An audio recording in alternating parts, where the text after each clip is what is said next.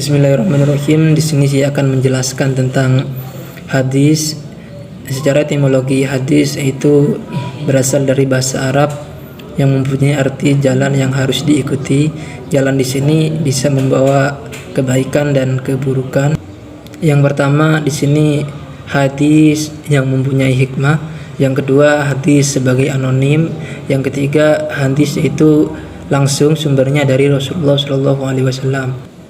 Yang keempat yaitu hadis yang sumbernya langsung dari Rasulullah SAW yang meliputi pekerjaan, pengakuan, dan persetujuan.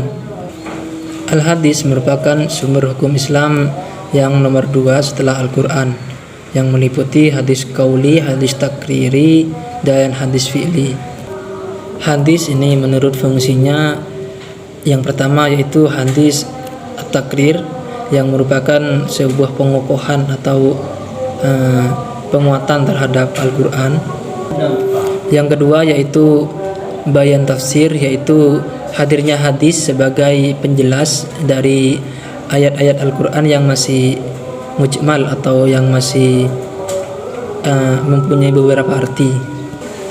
Yang ketiga merupakan bayan tasri', yaitu hukum yang tidak ada di dalam Al-Quran akan dijelaskan di hadis yang merupakan bayan tasri' di sini.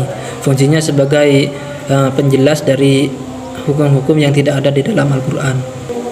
Yang terakhir di sini adalah bayan nasah. Bayan nasah merupakan hadis yang bisa menghapus atau meniadakan hukum-hukum yang telah ada sebelumnya. Bayan nasah juga berfungsi sebagai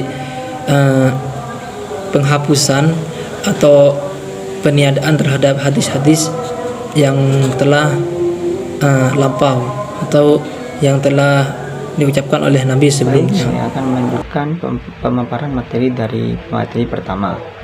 2. Perbedaan Al-Quran dan Al-Hadis.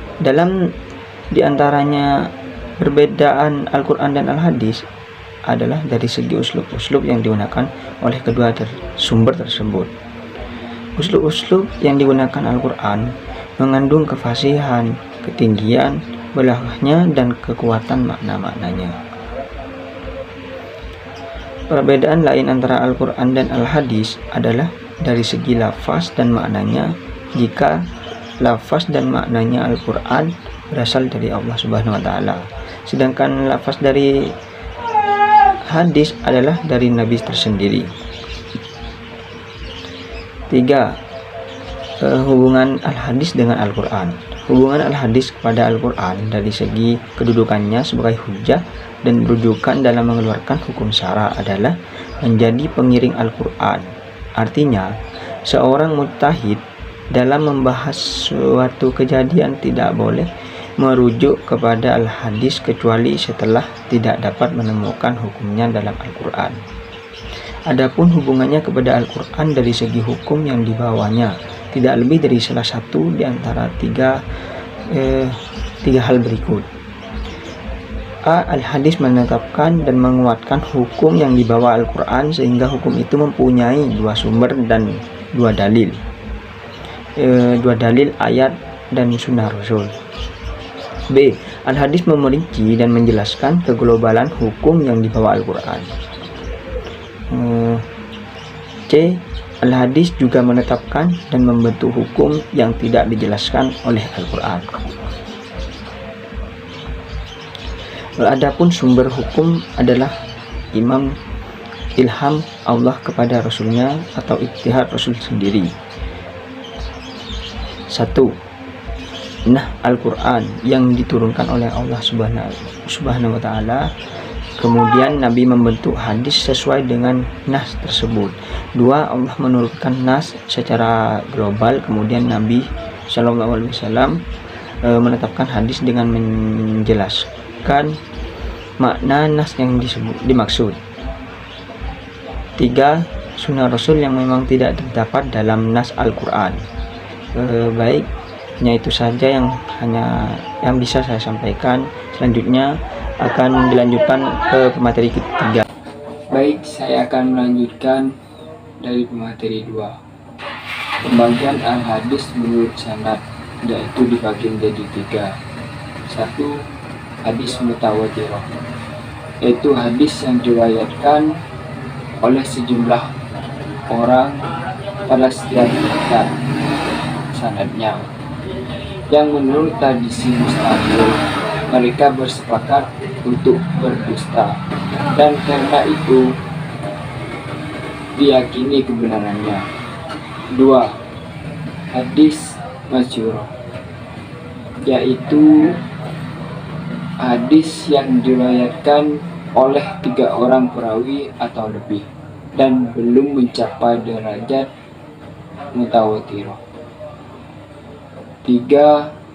Hadis ahad, yaitu hadis yang diriwayatkan oleh seorang perawi saja. Sedangkan secara istilah, hadis ahad mencakup seluruh hadis yang tidak mencapai derajat mutawatir. Hukum hadis ahad bermacam-macam, yaitu ada yang hasan, sahih, dan juga dhaif. Bismillahirrahmanirrahim. Assalamualaikum warahmatullahi wabarakatuh. Baik, saya akan melanjutkan dari pemateri sebelumnya. C. Petunjuk hukum al-hadis, pasti atau dugaan. Dari segi datangnya, hadis mutawatirah adalah pasti dari Rasul, karena banyaknya periwayatan memberikan ketetapan dan kepastian akan kebenaran berita.